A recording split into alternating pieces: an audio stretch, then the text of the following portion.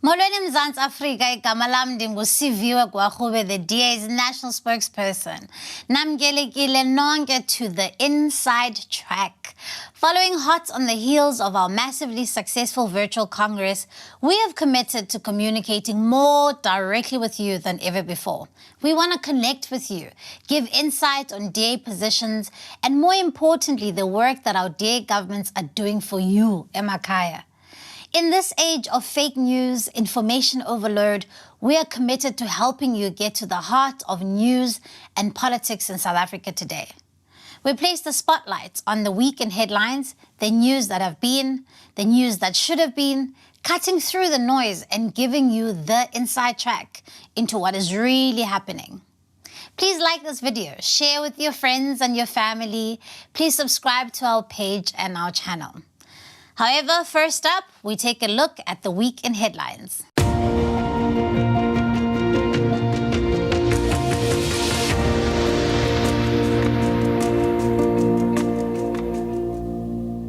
More than 20 million rand was used for domestic travel by former ministers and their spouses between April 2018 to March 2020. This is despite having been scrapped from the ministerial handbook last year. The self-proclaimed prophet Shepherd Bushiri is now facing more than just fraud and money laundering charges. About 26 trucks were petrol bombed around South Africa in 48 hours on Thursday evening. I have decided to lay a criminal complaint with the South African police against Mr. Zuma. Magashule appeared in court this past week on charges of fraud and corruption. But it does seem that this matric leak was not just two provinces, it was spread far and wide. The central government has ordered provinces to immediately downscale the delivery of government houses. Hospitals in the Eastern Cape are filling up once again as the province sees a rise in new COVID-19 cases. I would draw a parallel here with the Life Esidimeni disaster.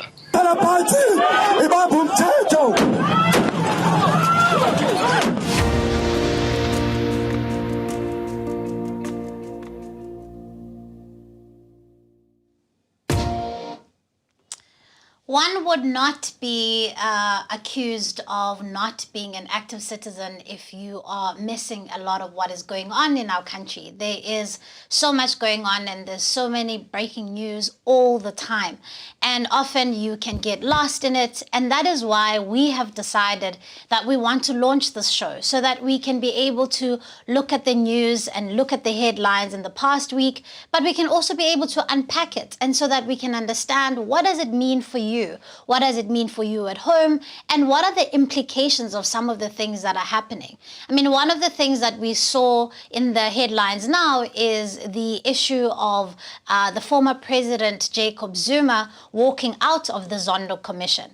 And that is not just simply a walkout or a stage of a walkout. That has significant implications. The former president is essentially undermining the work of the commission. The former president is also essentially undermining the rule of law. He has been one person who has claimed that he wants his day in court at all times, and yet he now has an opportunity to come before the commission and account for some of the most egregious things that we have ever seen. We have seen the greatest money heist there ever was in South Africa, and he has essentially elected to once again delay justice by walking out and undermining the work that has been done by this commission, despite the amount of work that has been and the amount of money that has actually been spent in effectively running this commission. Then the other issue that we've seen in South Africa is the very concerning burning of trucks in South Africa. We have, as the DA in Parliament, requested the Minister of Police to essentially instigate and institute an entire investigation. The burning of trucks is yet again another indication of some of this violent culture that we are seeing erupt in our country. There's also xenophobic undertones with some of these burning of the trucks, and essentially the Minister of Police must get to the bottom of this. But more importantly, the trucking industry is a big part of our local economy, and having that disrupted in this way is a massive, massive concern. We saw the president condemning the attacks on the trucking industry, but a mere condemnation will do nothing if we don't have actual boots on the ground and ensuring that our truck drivers and the trucking industry is effectively protected. And Now bringing us to the issue around budget cuts. We saw the Minister of Finance a couple of weeks ago tabling one of the most depressing medium-term budgets as we've seen in recent years. And effectively, some of these budget cuts and reprioritization of public money has now real effects on me and you and people at home in a way that we've never seen before. The decision by the ANC government to allocate 10 billion rand to saving an ailing SAA now has real life effects. We are unable to spend as much money as we should on healthcare. We are seeing a 700 million rand budget cut for healthcare in this country in the middle of a global pandemic. We are seeing cuts around the policing, around education, while we still have thousands of schools around the country that are essentially using pit latrines. In spite of all of that, we are allocating 10 billion rand to an airline that has completely failed over the years to be a viable business model. And now, most recently, we have seen the ANC government unilaterally making a decision to write to provinces and halt them from building new houses for those who are in need. Now, this is a direct result of cutting public spending essentially to fund an ailing airline. The gravy plane. Our DAMP, Dr. Leon Schreiber, has made some startling revelations that 10 million rand has been spent on the flying of former ministers and their spouses around the country on business class tickets. 10 million rand that could have been spent on education, on healthcare, on social development, on our roads, local government. All of these things which are in desperate need of public funding are now not being funded because 10 million rand is being spent on former ministers who can very well spend their own money, essentially flying themselves around, them and their spouses. He's now called for the Auditor General to effectively look into this matter so that we can put a stop to this, as it's not even provided for in the ministerial handbook. This once again points to the issue of around entitlement around public funds. And this is why we as the DA in Parliament are fighting against this. Money can be better used in spending in things that are going to benefit the people of this country. Millions of people are living in poverty. We cannot afford to spend millions flying former ministers and their spouses around the country. And moving our attention lastly to Nelson Mandela Bay, we have seen a very concerning trend of COVID-19 cases rising significantly in NMB. Over 50% of the new cases that we have seen in the country are emanating directly from the Eastern Cape. We have written to the Minister of Health this week to request that urgent intervention be placed in the Eastern Cape. We saw for the first time, during the first time, how essentially the Eastern Cape health system has completely collapsed.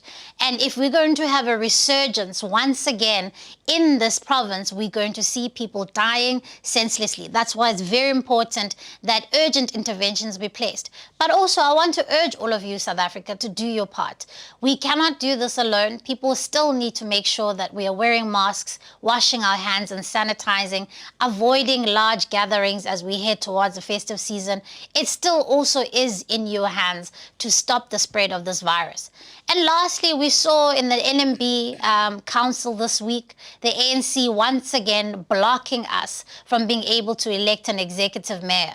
The people of NMB have been spectacularly let down by the ANC in this regard. We have seen the ANC try to filibuster this process. We try to elect an executive mayor, and they're in contempt of court. And that is why we have gone to the Port Elizabeth High Court to effectively force the Speaker of the Council to try and get this election going. The reality is that the DA had started a project in the NMB of delivering quality services to the people of Nelson Mandela Bay. They deserve nothing less, and so we'll keep fighting so that they can get the government that they deserve. And they've made it clear that they're rejecting the ANC at the polls, and so we must continue to fight so that they can get the government that they deserve, that will deliver for them and that will prioritize them.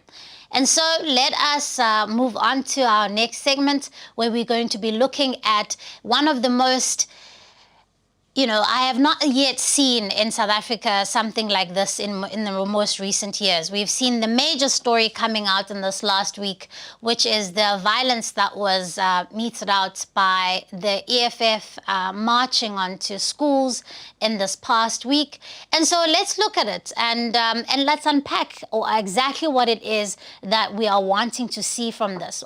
Why is it that the EFF is rolling out this kind of violence? Why is it that we are seeing some of these really racially charged marches happening across our country? So let's take a look.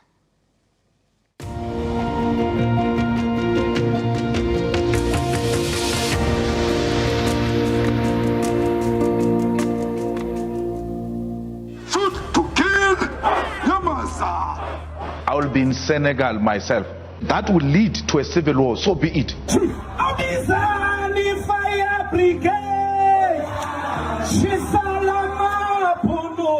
The EFF says it will shut down a number of Click stores across the country. You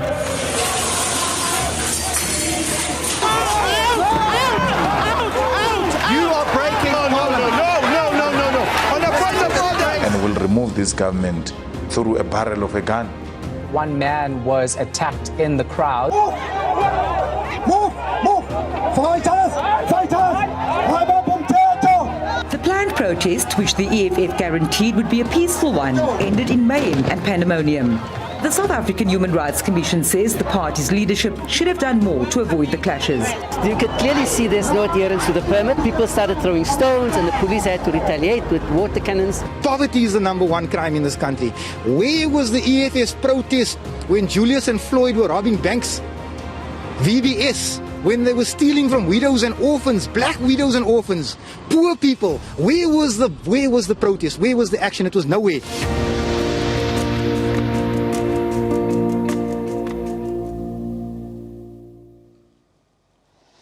We have seen in the last 10 days or so unprecedented incidents of violence. We've seen the EFF targeting schools, terrorizing children who are trying to be writing exams. And the EFF has claimed that essentially they are doing this as a way of protesting against racism. I think it's important to state outright that we cannot deny that there is still racial inequality in South Africa. And we cannot deny the fact that the remnants of apartheid spatial planning still remain with us. The remnants of apartheid infrastructure still remains with us. But we can also not deny the fact that our government has done very little to undo the legacy of apartheid and has done very little to lift people out of poverty. And many of them, over 50% of South African households, live in abject poverty. But what does it aid us to effectively stroke racial tensions in the country? What does it aid us to attack each other and essentially start seeding messages of saying that we are itching for a civil war? We want to remove this government through the barrel of a gun. Are we really moving closer and closer to making sure that we are lifting millions of South Africans out of poverty? Are we moving any closer to ensuring that we're flattening racial inequality in this country? Are we moving any closer to ensuring that millions of South Africans who are unemployed today, who are hungry today, are ensuring that they get some kind, semblance of dignity? Are we doing that when we're attacking each other, when we're spreading hate in communities, and when we're dividing communities along racial, cultural lines? And so today in studio, I am joined by the recently elected leader of the Democratic Alliance, the leader of the official opposition, John Steenhuisen. Welcome, John. Thank you, Sivan. Great to be with you, and congratulations on your appointment as a national spokesperson as well. Thank you. Thank you. And I'm joined by the chairperson of the organization, Dr. Ivan Meyer. Thank you so much for joining us, Ivan. Thank you for this opportunity to be on the Inside Track, giving the citizens the real news of the day. Absolutely.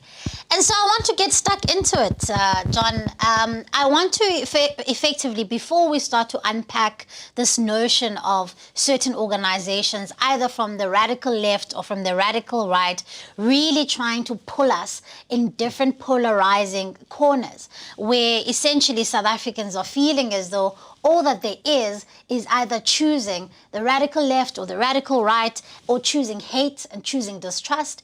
We are doing something a little bit different. We are saying that we want to occupy the sensible center. But a lot of people, because of that, are accusing us of not wanting to speak about race. So I want to put it to you as the newly elected leader. What is it that the DA is saying in the context of this kind of racial tension in this country? Sure. Well, I think the first point to start off with is to just dispel this myth that we don't believe that that race matters. Of course, race matters in South Africa precisely because you had decades and upon decades of people who were discriminated against on something as arbitrary as the basis of the colour of their skin. They were deprived economic opportunity, the opportunity to build generational wealth, property ownership, dictated where they could live and who they could love and who they could marry. And it is precisely that legacy that we need to undo. But our viewpoint is simply this, that you're not going to undo the legacy of racism with more racism. And so our policy proposals and policy congress has resolved that we're going to fight for non-racialism. And I'm amazed at the reaction that you're seeing from some of the commentariat. Non-racialism is one of the founding provisions of our constitution. In fact, even the governing party professes to want to go towards a non-racial approach to South Africa. So our approach is simply this. Let's focus our energies and our policies on the people who need us the most. And those are the 30 million South Africans who are trapped in poverty, locked out of opportunity, and live a life of absolute squalor and misery. And let's focus our policies on those people. Because of the legacy that we have in South Africa of discrimination, when you are focusing your attention on those 30 million people, 99.7% of them are going to be black South Africans living in poverty. What you then do, though, is cut out the BE fat cats. And you cut out the cream that we're seeing, the millionaires and billionaires, from the president to the president's brother-in-law to all those people who are connected at the top, who become obscenely wealthy. You can go and buy, we've seen the 5 Porsche Cayennes on one day, while people in Iduchwa, people in Flagstaff, people in Lusiki, people in Mlazi live in grinding poverty every day, just struggling to put a meal on the table at the end of the day. Our policies say, let's stop focusing on and obsessing on the colour of people's skin. Let's focus on means-based empowerment and means-tested empowerment. That way, we'll make sure that 100% of government focus is on the people who need it the most. The Andile Ramaphosas of the world don't need help from government.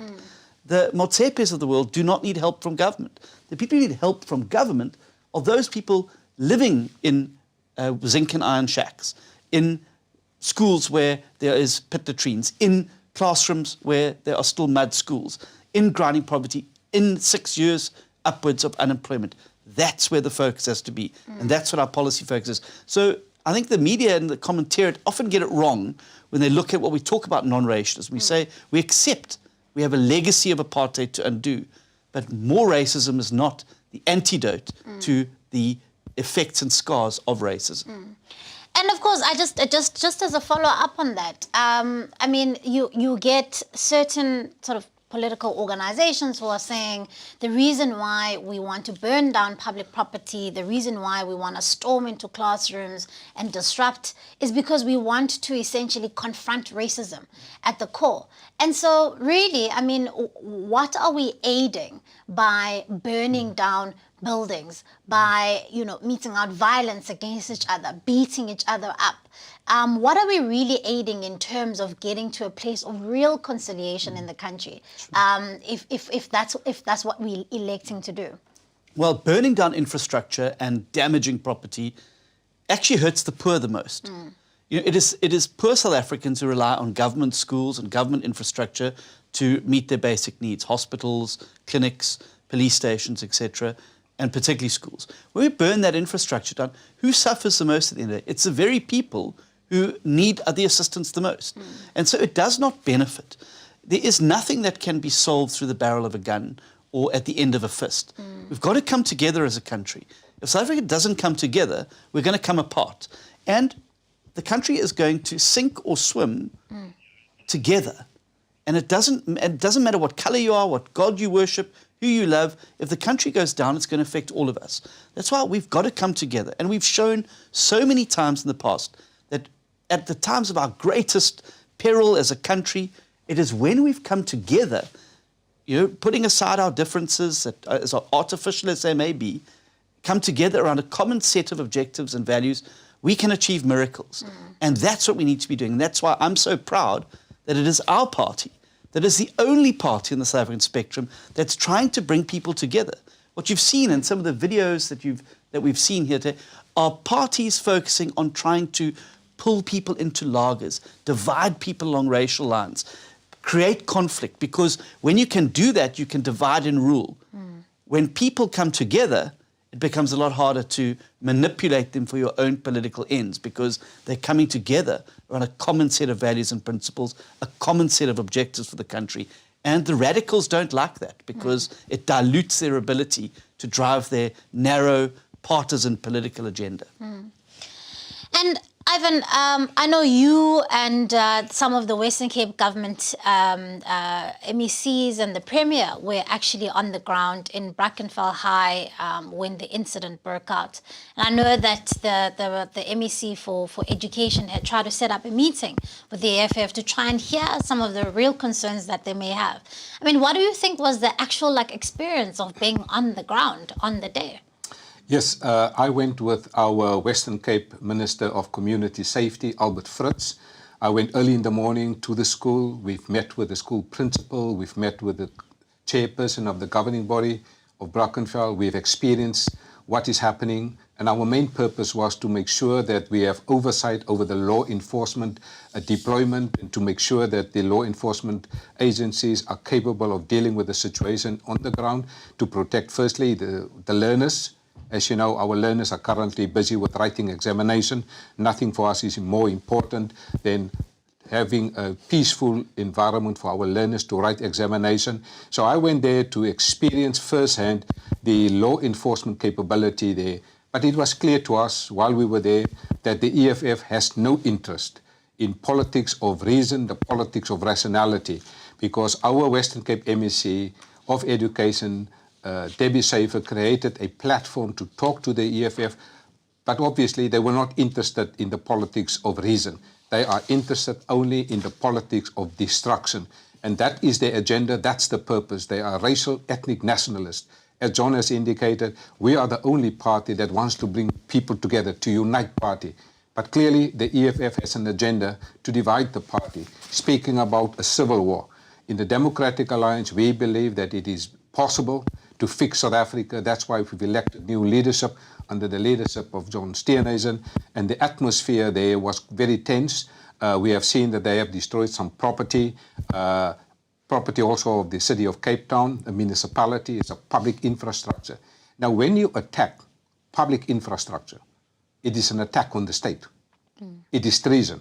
And we call on the president that is always missing in action when there's a crisis. And that's why we will make sure that their safety is the key priority here in the Western Cape. And we will not tolerate the attacks of the EFF here on the Western Cape. We will not allow them to visit schools anymore, because we believe the students are now writing examination. We have seen their clear agenda. Their agenda is not what they said it is. It is clearly to prefabricated issues that they try to drive. And for us here in the Western Cape, we believe in terms of Section 28, subsection 2 of the Constitution is very clear that the best interest of the child has preference over any other issues involving the child. And now we will practice that here in the Western Cape, and we are particularly happy that the Premier has put his foot down. The city of Cape Town has put his foot down now here in the Western Cape, and we will not allow the thugs, because that's what they are, the EFF, to disturb the peace and harmony here in the Western Cape. We believe in the rule of law. People have elected the Democratic Alliance to govern, and we will govern. That's why our Premier has announced a R1 billion safety plan here, boots on the ground, make a difference where it matters. But we regard the education of the learners as paramount here in the Western Cape. We believe the EFF has no place to dictate to learners how they can have a party. It's none of their business. They are certainly not having an agenda to unite people. They have an agenda to divide people and to attack the police. As they recently announced, it's an attack on the state. And I'm so proud of our leadership in the National Caucus. They will be taking the police head on in terms of this particular issue. And also John will call the president to account for this behavior of the EFF countrywide. Thanks, Ivan. That brings me to my next point. I mean, so from just having moved from Brackenfell as an issue, we've then seen the EFF leadership claiming that that the police essentially have declared war on them and threatening the police in the most chilling ways. I mean, you know, I listening to that interview, I got such a fright hearing the leader of the EFF essentially saying that we will go and find the police where they are in their homes, when they are not in their uniforms, when they are in their homes with their families. I mean, you know, if somebody ever thought, John, this was simply just an ill-conceived strategy by the EFF to go and protest anywhere, now you're getting it clearer and clearer that this is not just about a protest. This is about essentially unstitching the very fiber of what puts our society together.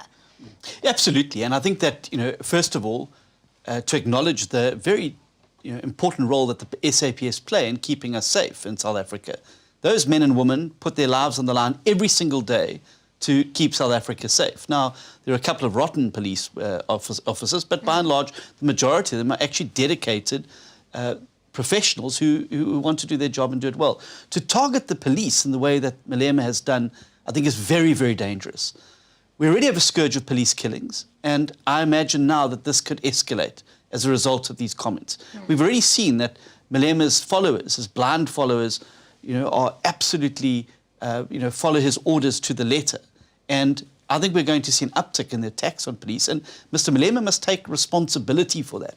But also, I think it's time that the government and Parliament started calling him out on this. We all stood on the floor of Parliament to be sworn in as members of Parliament, and when we did so, we swore to uphold the Constitution and all other law of the Republic. When members of Parliament go out onto the ground and break the law, incite violence, which was a very clear incitement to violence, it's time now for our agencies to act. It's time for us to stop mollycoddling the EFF, stop treating them as if they're some sort of, of specialist group that need to be cosseted all the time. We've got to confront them directly. But here's the thing. If Mr. Malema is so anti the police, I make a challenge to him today, and I hope he's watching. I make a challenge to him today. If you believe what you say around the police not doing their job and being at war with you, I challenge you, Mr. Malema, to give up your security detail that is provided to you by the state. You're the only opposition leader who has a SAPS security detail. I challenge you today to give up your security detail. If you're calling on the public to attack police officers, then I think it is a disgrace that you yourself would be sitting with police protection and expect people to attack the very people that you're relying on to keep you safe. I think it's hypocrisy at its highest order. And I mean, and Ivan, I mean, we saw in the Western Cape the brutal killing of some of key SAPS leadership in the province, and it truly is a sad day when, as John says, when members of Parliament who essentially took an oath to protect this country and also to uphold the rule of law are the ones who are essentially almost having some kind of apartheid era nostalgia, where we're saying we're going to go out and we're going to find the police in their homes with their children and their families. I mean, this is just beyond atrocious. And obviously, if the EFF have some kind of complaint against the SAPS, surely then IPID is a way to go and lay complaints, but to essentially call people to go and attack individual police where they live in their communities is completely illegal. And I mean, we saw in the Western Cape where we had killings of key SAPS members. Yes, I think John is absolutely right. When we were elected, we took an oath of office to uphold the Constitution, to uphold any other laws. In my view, Mr. Malema, with his latest comments, have broke his oath of office, and I think there will be a process in the National Assembly to deal with that. But I think as politicians, the situation is very volatile in South Africa. We have a failed state here in South Africa, and the situation is very tense. And therefore, your political linguistics, your language of politicians matter. We have often seen when Mr. Malema make a statement inciting violence, it leads to certain action on the ground. And I think it is very irresponsible for Mr. Malema to say that he will attack the police, he will attack the family members of police at their homes. I think this is high treason because a police officer is an officer of the state. And if you attack the police, you attack the state, you attack the Constitution. And I think it's time for South Africans to say no more, to stand up and defend the hard-earned democracy. Because our Constitution in South Africa is very clear. We respect the rule of law. This is a constitutional democracy. This government, I don't like them, but they were elected democratically.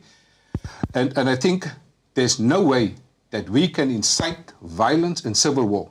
We've seen on the African continent the result of that type of languages. Mr. Malema must be stopped, and he must be stopped now, because his language is dangerous. It's going to cost thousands, if not millions of people, death in this country. And he has a case to answer in the National Assembly.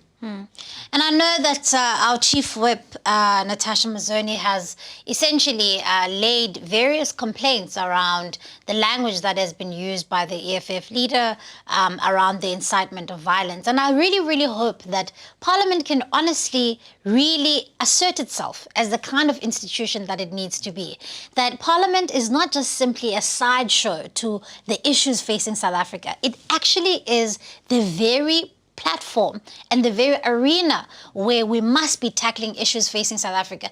Racial inequality and racial tensions in this country are bound to happen if we allow certain leaders to simply run amok and say things that will incite violence. And Parliament can't simply sit back and go on with business as usual, passing bills when we've got our very own members who sit on the benches of Parliament simply inciting violence against people who are trying to do their work. And so we are taking this matter up in Parliament, and I really hope that, you know, the presiding officers can take this seriously and then can assert the role of Parliament, because Parliament is a place where the business of the people needs to be addressed. And it's not just simply a place where the executive comes to account from time to time, if even that. And so, John, you know, the role of the police minister in this regard is also quite important, because he can't just simply, you know, on the one side be seen to be, you know, charming up to the EFF leader and not coming out as strongly against him and some of the comments that he's made against the police. We saw Pop Crew coming out and saying and condemning the comments. But again, you know, there seems to be some kind of reluctance to call this what it is. Yeah. Well, I think that you're absolutely right. And we've seen it. There is this tendency in South Africa to keep trying to treat the EFF and their bad behaviour with kid gloves. And the time is now for those gloves to come off. Parliament as well is also wanting here. We're still sitting now a year after the EFF stormed a podium in Parliament where Pravin Gordhan was speaking. Now, Parliament should be the one place in South Africa where you should be able to be given the opportunity to stand up and say what you want to say without interruption. Instead, we saw the EFF storming the podium and posing a physical threat to Minister Pravin Gordhan. And yet, to date, not a single EFF member involved in that has actually faced justice, and we've seen the farce of the Ethics Committee being run circles around again by the EFF. It's time for South Africans to reject the politics of hate. It's time for our institutions to start working to stand up for the majority of South Africans who want to work together, who want to get the country moving forward, who don't want to break it down, who don't want to be divided by hatred and despicable behaviour, that want to actually build South Africa and build a future for themselves and their family. That doesn't lie with the EFF. It lies with parties like the DA that are trying to build at the rational centre that new majority.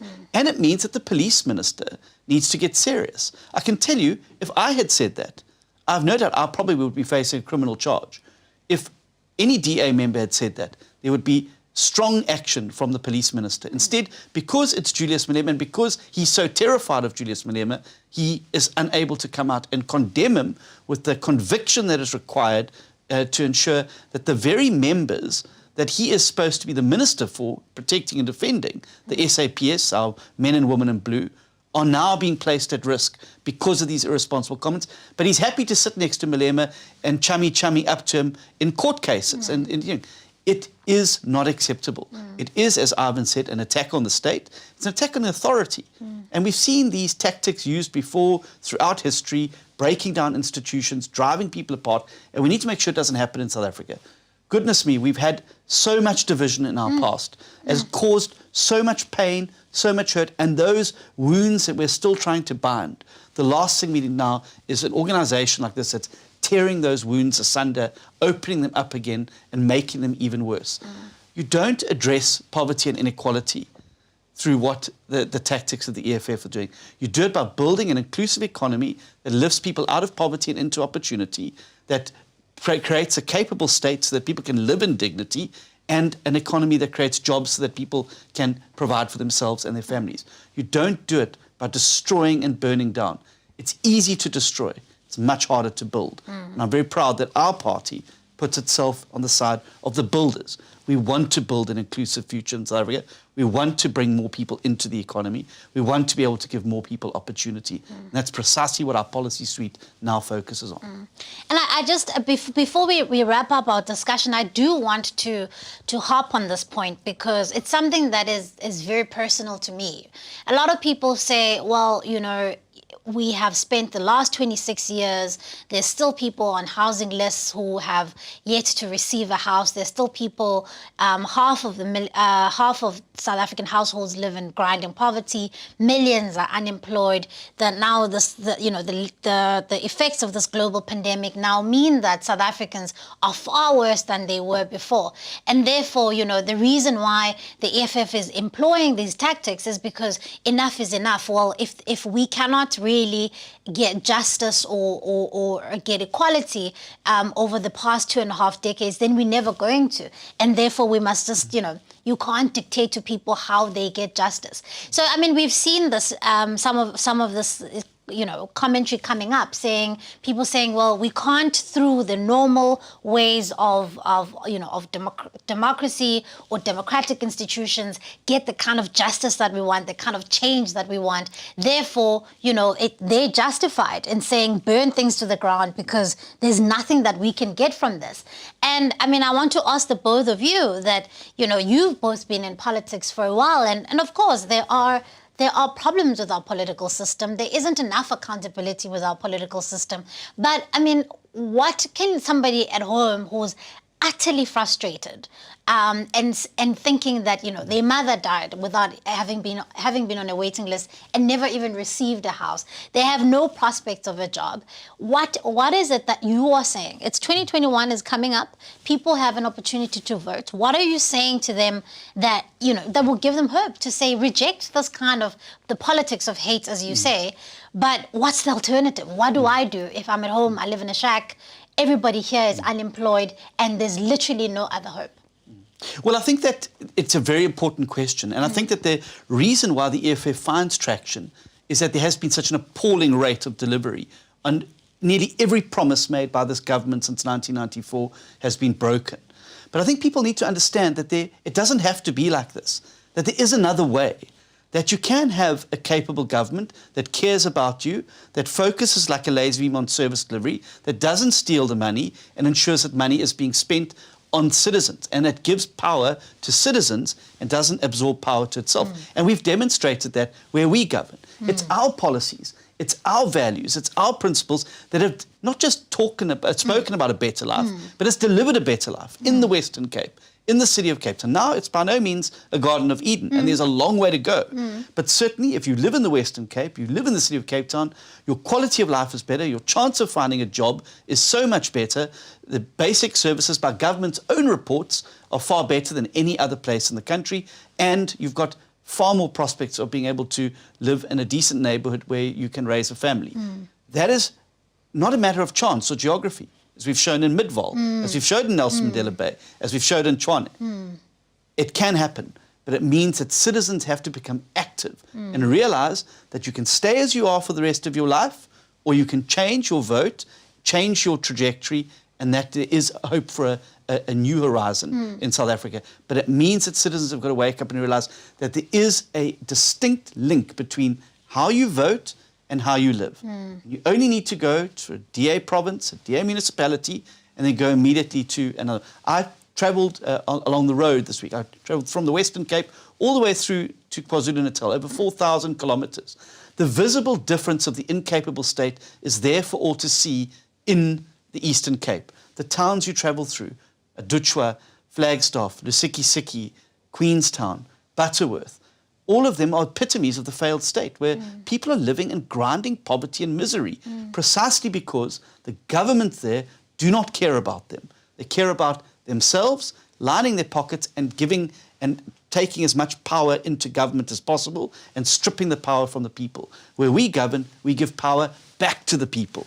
That is the DA difference. And that is the message that we've got to be able to go out and share with South Africans, that you don't have to live in a wooden iron shack, that there is a path to prosperity. But it means that you've got to take responsibility for your own future by ensuring that you vote, first of all, and ensuring that you vote for a party that has actually got a track record of delivering and keeping its promises.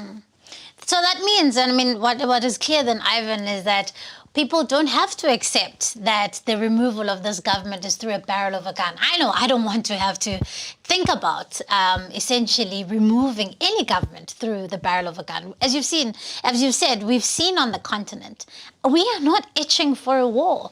This country is not itching for civil war. But, you know, the people of the Western Cape did remove a government through the ballot box, and they did it. And tell us a little bit more about what we've managed to do over the past decade. Yes, in line with what John has just said now, I think for voters and for citizens of South Africa, there are three things that we can do to take South Africa forward. The first thing is putting there a capable state.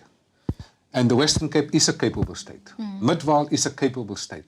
There are many DA-run municipalities that is a capable state. So if you want to see change, vote for a capable state. And we know the Democratic Alliance is the only party that has the capacity and the skills and the competence to put a capable state together.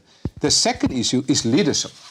When we elect leaders, we believe in what we call democratic accountability. We don't believe in removing governments by the barrel of a gun. We believe in the Constitution, we believe in the rule of law, and we believe in democratic accountability. You elect leaders, and therefore we believe we need a new government in South Africa, but that can only happen when voters go and register, when voters go and cast their vote for the DA public representatives. That's the leadership that we require. The third thing, as John has alluded to it, it's what we call active citizenship.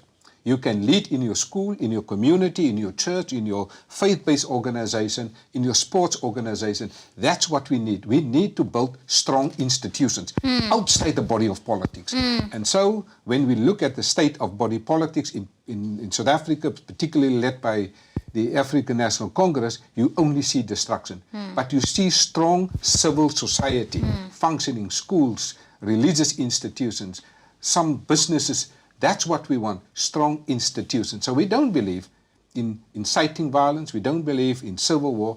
We believe in removing this government through the ballot of the vote. And we ask all the citizens of South Africa, please register in the next year's most important election. All the municipalities in the Northwest are dysfunctional. Free State dysfunctional. My heart bleeds for what's currently happening in the Eastern Cape. And you know the health situation in the Eastern Cape. But that change can only come when people vote for a capable state. So my short answer is elect leaders that are capable and competent. And I can give you the guarantee. We are now busy with the candidate selection process. We will be electing candidates that are capable and competent, and that has one strong value, caring for the citizens of South Africa. And we're one of the only political parties actually in South Africa that really has a very open candidate selection process, where really anybody who doesn't have to have, been through the branches, but anyone who has a marketable skills, who shares our values, who can come on and who can really say, I want to be part of making a change in South Africa. Absolutely. And I mean, we want to be a party that attracts those people. We want the multipliers in those communities. The people who, and they're everywhere to be found. They're on community police forums, on school governing bodies. We need to get them into our party, into our organisation. We need to get thousands and hundreds of thousands more citizens joining our branches, getting involved in our political activities, and weaving an even richer tapestry of diversity and talent in the DA that's going to be able to position us to be able to take power nationally in some form, be part of a new majority going forward. And I really commit our party to getting back on the ground, bringing good people into it, so that we're able to then make sure we can govern effectively and be connected and involved in communities. But it requires people to step up. So if people out there are excited about the change that the DA offers, join your local branch, ring your local councillor, find out about how you can get involved. We're on the march towards a new horizon in South Africa. Realize that the stale politics of the past are not going to get us where we need to go. We've got to, as citizens, join hands, link arms, and start marching confidently towards a new horizon in South Africa. I want this party to be a party that is at the forefront of that new march, but we need people to join in behind us. Speaking of which, actually, we want to show you some of the work that our DA governments have been doing. We call this segment the DA at Work. Because again, we believe that, as Ivan and John have both alluded to, we are believing in a capable state. We also believe in an accountable government, but we also believe in essentially changing lives for the better. And so we really try and demonstrate to you exactly what it is every single week that we are doing in our DA governments. Take a look.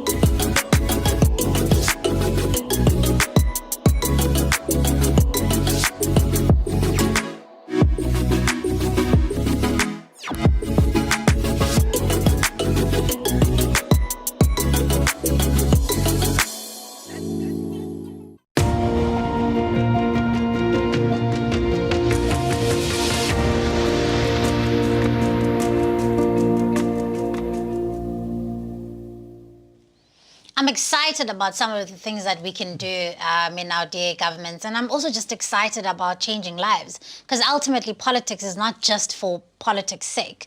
It's also about changing people's lives. And when I just look at videos like that about some of the work that we're doing in our municipalities, I'm inspired, because it essentially means that we are doing what we set out to do, and what we continue to set out to do. So we saw this week where the ANC government has made some kind of policy to halt the building of state houses in the Western Cape. We have essentially we will be handing over by the end of December 6,000 title deeds. That means that 6,000 families will have clear ownership of their homes. And now a lot of people say, but a title deed is just a piece of paper. But it's not. In this country where we talk about the lack of generational wealth, this is a time where South Africans can be able to own the property that they have, and they may be able to pass it on to loved ones. They may be able to leverage it on for economic opportunities. It means that as a Democratic Alliance, we don't believe that people should simply be permanent tenants of the state, but they should own what belongs to them. We even have in our policy, actually, that we would say anybody who earns less than 15,000 Rand a month, we would give them an opportunity to build their own house using a voucher scheme of 150,000 Rand, either on state-sponsored land that already has electricity and the relevant amenities, or you could use that as a deposit to be able to buy an existing home. And now that's innovation, but also that's understanding that the only way to undo the legacy of the past, the only way to undo the legacy of apartheid, of dispossession, is to give people back ownership. So very excited about that. And also, coming up, we also saw last week the sentencing of Alison Oates, Alison Oates' attacker, who essentially had, she had been ongoing on an ongoing 5-year legal battle. And it was through the work of the court watching briefs that, Ivan, that you lead up, that we were able to see her get justice. She was horrifically attacked and raped in her own home. Her attacker lived very close to her, and she would have, for 5 years, she lived in this horror of not being able to get justice. And so why have we started this court watching briefs for our rural communities, and what have we been managed to do? Yes, thank you, Siviwe. We have established a farm murder work stream under the leadership of Diane Kohler-Barnard and Annette Stein. They're doing a really outstanding work, and in cooperation and conjunction with the Glenys Breitenbach, we've established a court watching brief, because what we want to see for these farm attacks, we had more than 200 farm attacks only in this year already, more than 20 murders. So we've established the court watching brief to make sure that we see justice in these particular cases.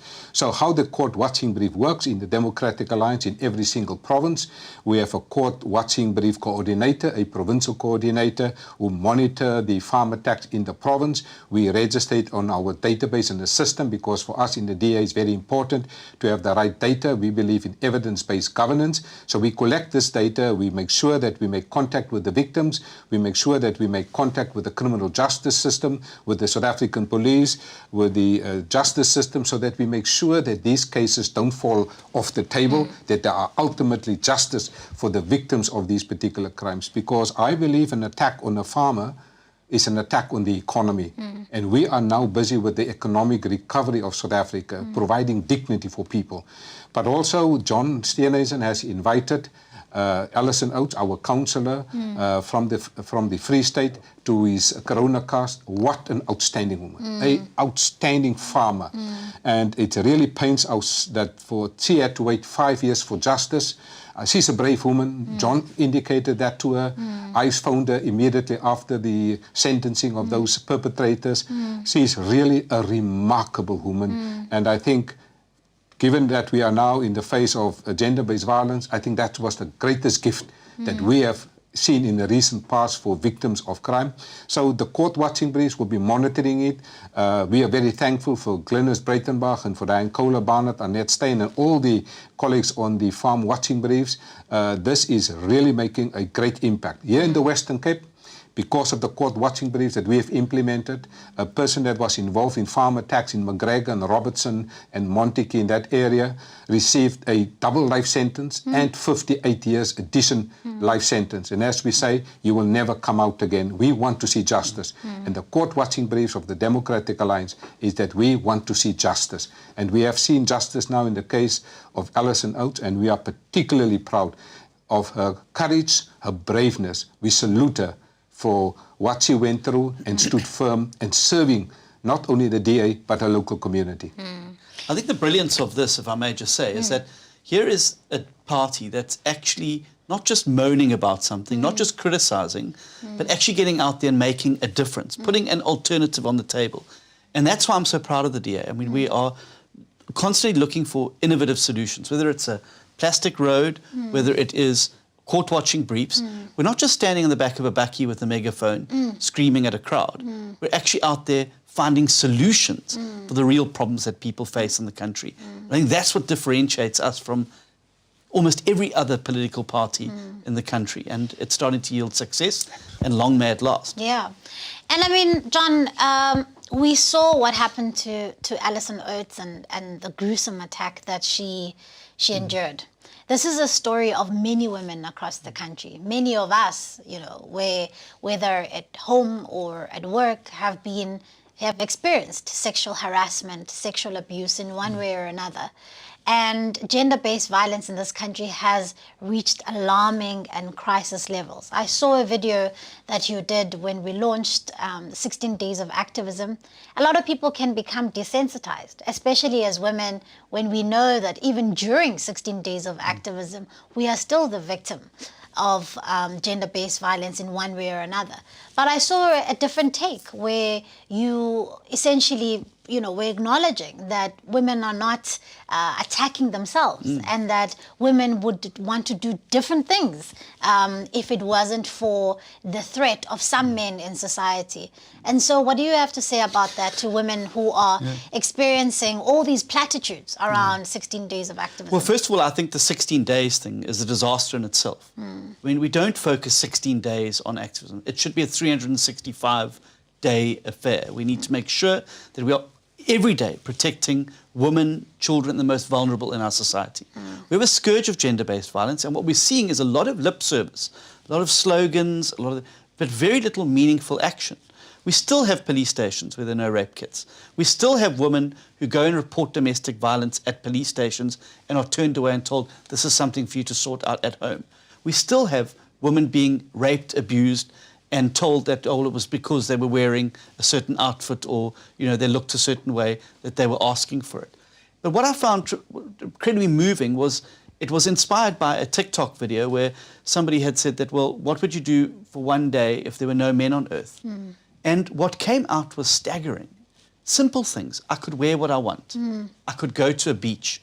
I would walk around the city and just breathe. I would feel safe going for a jog. These are not people asking for extraordinary things. They're asking for the ability to be able to do what many of us just take for granted doing on a daily basis. But that's the thing that frustrates me, Siviwe, is that when you see these government gender-based violence workshops, they're filled with women sitting there. It's not women who need to be workshopped on gender-based violence, it's men. It's men that are perpetrating these acts against women. And we've got to start by conscientizing, I think from a school age, young men about how women are to be treated and respected. Making sure that we have men in society that set an example for others to follow. There are really a lot of good men in South Africa, and I'm not saying all men are trash or anything like. I'm saying that there are good men in South Africa, but it's up to the men in South Africa to deal with the scourge.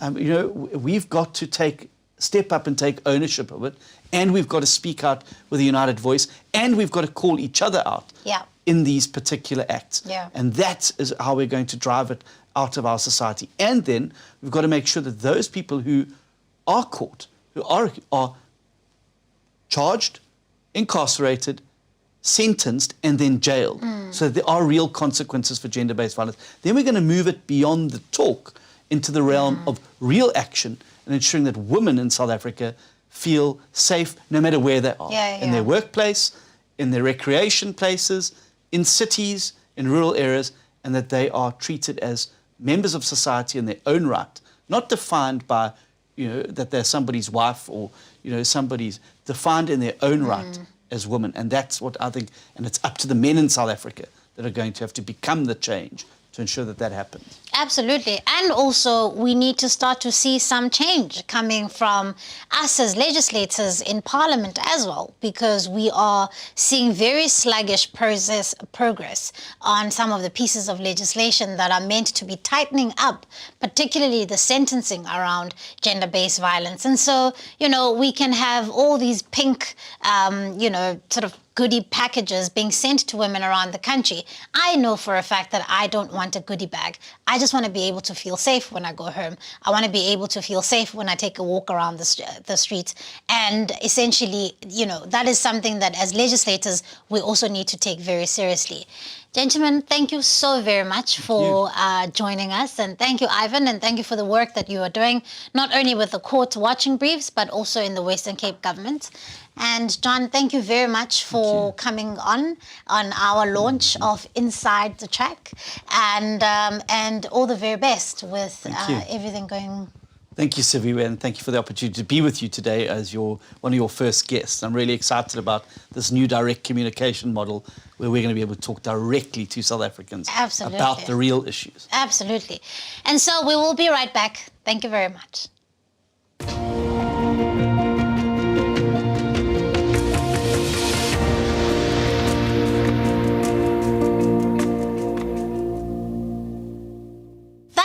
From Mzansi Afrika, thank you so much for watching. We will be back next week Friday to give you the inside track on what's really happening in our nation. Singavuyisa kukubhalelwa nini nisixelele ukuba zintoni izinto ezisematheni enifuna uthetha ngazo. Send us your comments and your voice notes to the Inside Track hotline on 063 181 0059, reflecting on what you think of the news of the week.